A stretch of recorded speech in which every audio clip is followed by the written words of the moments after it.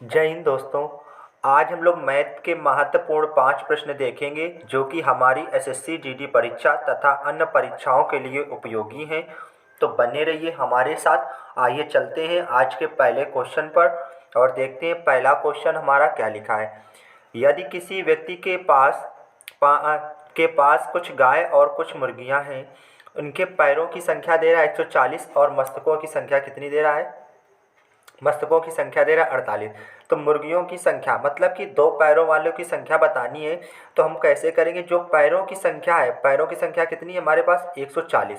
उसमें कितने से भाग दे देंगे? 2 से भाग देंगे। और जो मस्तकों की संख्या है उसको क्या करेंगे? घटा देंगे। तो इसमें जब 2 से भाग देंगे कितना आ जाएगा? 70। और माइनस का कितना हो जाएगा? 48। अब 70 में 48 घटाएंगे तो कितना आ जाएगा? 22। कितना आ जाएगा? 22। चाहे जो भी सवाल हो, जो पैरों की संख्या हो उसमें हम 2 से भाग दे देंगे और मस्तकों की संख्या, जो सिरों की संख्या होगी, उसे घटा देंगे। तो उम्मीद है आज का पहला क्वेश्चन आप सभी को समझ में आया होगा। अब चलते हैं दूसरे क्वेश्चन पर। दूसरा क्वेश्चन लिखा है कि किसी कक्षा में 38 लड़कियों में से 3 अनुपस्थित थी। बची हुई लड़कियों में से 35% ने गृह कार्य नहीं किया था। तो कितनी लड़कियों ने गृह कार्य किया? अगर देखा जाए दोस्तों तो हमारे पास लड़कियां थी कितनी? 38 थी। कितनी थी? 38, जिसमें 3 अनुपस्थित थी। जब 3 अनुपस्थित होंगी तो बचेंगे कितनी हमारे पास? 35। कितनी बची? 35। अब हम लोग 35 का 20% निकाल लेते हैं। 35 का 20% परसेंट हटेगा, कितने से भाग देंगे? 100 का। 20 पंचे 100 और 5 सत्ते कितना होता है? 35। कितना आया हमारे पास? 7।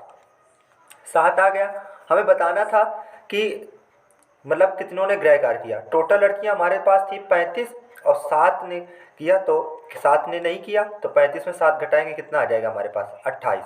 तो मतलब कि 28 लड़कियों ने अपना गृह कार्य नहीं किया। तो उम्मीद है आज का दूसरा क्वेश्चन भी समझ में आया होगा।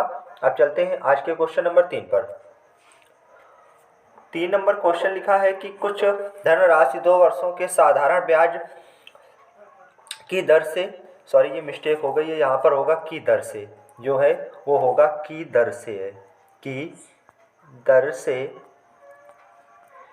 2240 रुपये तथा 5 वर्षों में 2600 हो जाता है। तो धन कितना था?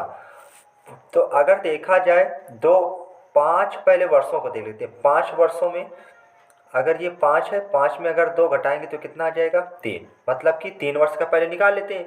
और 5 वर्षों का धन कितना था? 2600 था। और 2 वर्षों का धन कितना था? 2240। तो 2240 घटाएंगे तो हमारे पास आएगा कितना? 240। कितना आया? 240। तो ये 3 की वैल्यू 3 बराबर कितना हो जाएगा? 240। 3 अट्ठे 24। तो 1 बराबर कितना आ गया?